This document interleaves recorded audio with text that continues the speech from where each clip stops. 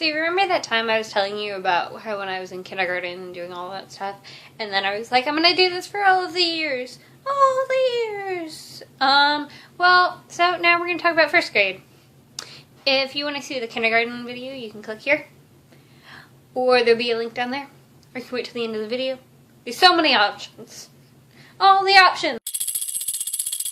Okay, so, during first grade, we lived in Virginia. I had a teacher called Miss Cahoon, which was very unfortunate because this was also the year that we learned about metamorphosis and butterflies and cocoons. That did not go unnoticed. Lots of things actually happened this year. One, the school that I went to didn't really have a gifted program or like any kind of honors type thing, and so they had me go to the older kids gifted honors type thing once a week because I was just really bored all the time. And so they gave me this calendar every month of special activities to do, and one time they had me do a Venn diagram between bats and owls, and I didn't know what a Venn diagram was, but I was too embarrassed that they thought that I could do it to ask them what it was, and so when I went home I had to ask my mom, and I made her promise not to tell anybody that I had to ask, which is ridiculous because that's what learning is. That's why I was in this program, was to learn new things, but I had a lot of pride. Also this year I got in trouble in school for the first time and I was devastated. We were watching this one movie, and this kid, Tyler, was sitting next to me, and he was a troublemaker. This was like his second or third time taking first grade, and yeah, he probably had some undiagnosed ADD, ADHD, something. But we're watching a movie, and he was telling me how to yo-yo during the movie, and I was like, that's not how you do it, Tyler. We're watching a movie, be quiet. And he wouldn't give up. He kept on like showing me how to yo-yo, but he was showing me wrong. And again, pride got the better of me.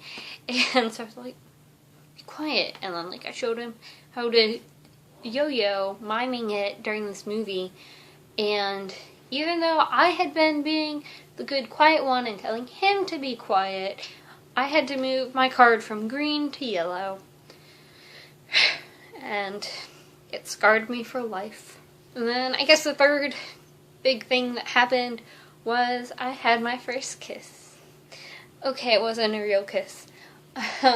Around Valentine's Day, my teacher, Miss Cahoon, decided to read this book about all the different types of kisses, and there are Eskimo kisses and butterfly kisses and da da da da da da, and it's real cute and sweet in pictures.